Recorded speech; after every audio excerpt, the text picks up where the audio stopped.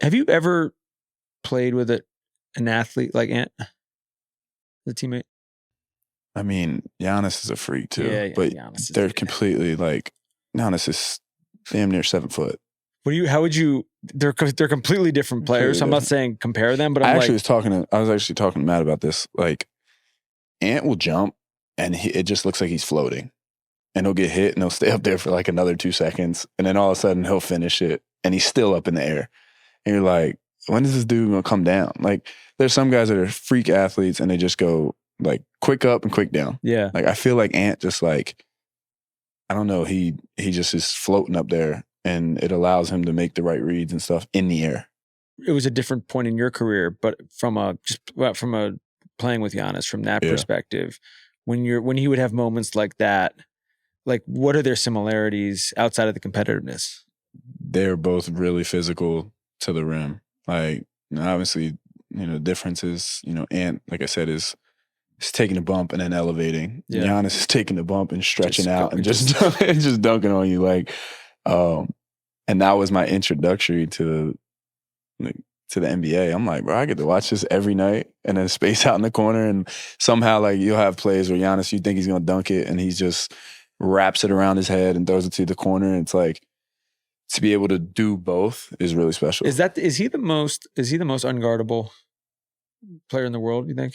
I mean, that dude in Denver's crazy down there too. But don't you feel like their approach is different? I mean, what are you saying is unguardable? Is it assists in points, or is it just getting a bucket? I'm saying unguardable, not like unguardable. I mean, maybe this is sort of a separate question. Maybe it's more of a one-on-one question than a team question, because the dude in Denver is gonna do. Bro, he just had, what was it, 30, 20, and 20? Yeah, like, what the hell?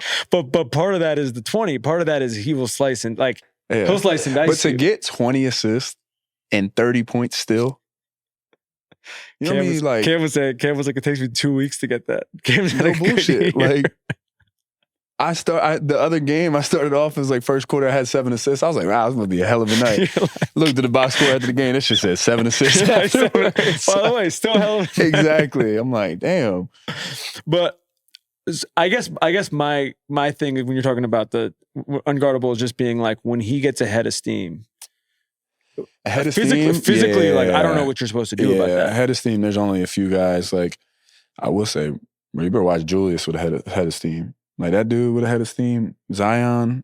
Zion's in that combo for sure too. Zion, Julius, Giannis. I'm gonna just throw out Josh Hart. That dude with a head of steam, he might run you over, bro. He might run you over, but when he sees a lane, he's going full speed. It don't matter if you're there or not. He also does it in big moments too. Yeah, he does it in big moments. He'll do that. He does that with a minute 30 left in the game, and he knows, they're down like, 2. Listen, I might get a charge, I might not, but I'm gonna try to go. Yeah, he does. Like, he just, all right, cool. He doesn't have a name, and I hate Josh. I hate that guy, but he's gonna barrel through you, and he's gonna get that layup. 100%. And you also have to he gets a lot of credit, but it's like at his height too. I'm saying, yeah, like his height, 6'5", grabbing a rebound. I think he just tied in a single season in Knicks, like 8 triple doubles. Yeah, it was he tied Walt. Yeah, and you know what I'm saying, like 6'5", bro. We did a thing with Jared Allen. Speaking of triple doubles, you see what Russ, like 200 and... Well, peak Russ was in this. Insane. He was another one. Insane. There's so much talent in the NBA. We did a thing with Jared Allen the other couple weeks ago, and he was talking about Josh, and he was just like, I mean, you've experienced this with him for years, but he's like, he also does it in like back-breaking ways. And Jared's like a pretty like introspective guy, so he was just talking about like with their team, like even playing them in the playoffs before you got there, and it was like, he just does it exactly when you don't. Exactly when you can have him do it, he's always there. The thing is with him is there's not many guys across the entire NBA that will offensive rebound like him, especially at his height. Like, you have the bigs, you have the 7-footers that are body you, and they'll tip.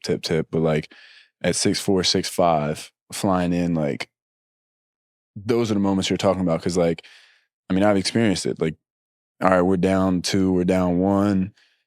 Take a shot. He flies in, gets a rebound, kicks out 3. Now we're up. Yeah. You know what I mean? Like at a back-breaking moment of the game. Yeah. Or it'll be a thing where he's 0 of 7 from 3.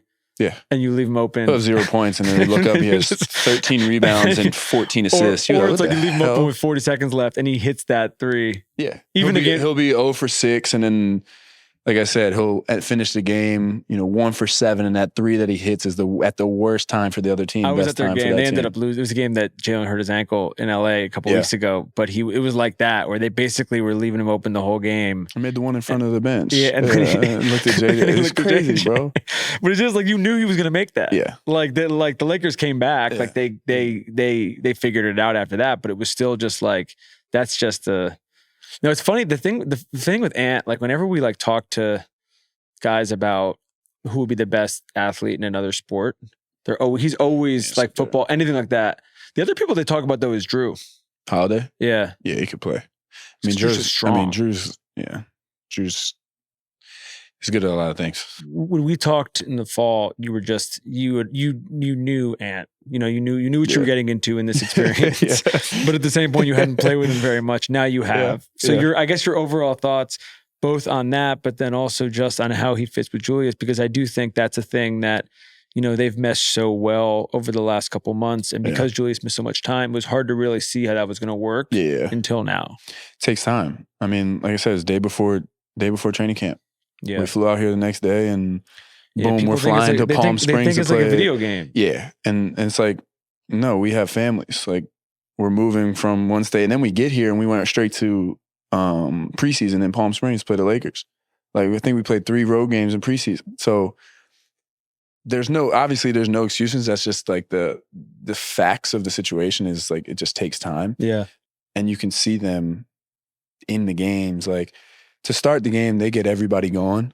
And then when it's time to take over and make the right reads and do all that, their 2-man game is really, really good. And then when you have both of them making decisions, and you have, myself and Nas and Jaden and like all these guys, Nikhil as just the I guess you want to say the finishers, like it makes our job way easier too, because there's not, the pressure's on them, and there's not much that Julius hasn't seen either. They're both so physical. It's just such a load for the fucking defense. Both of them, they're both strong as hell. Just a bunch of two strong dudes who know what they're doing. You just feel like it's one thing you got to deal with one of them. Yeah.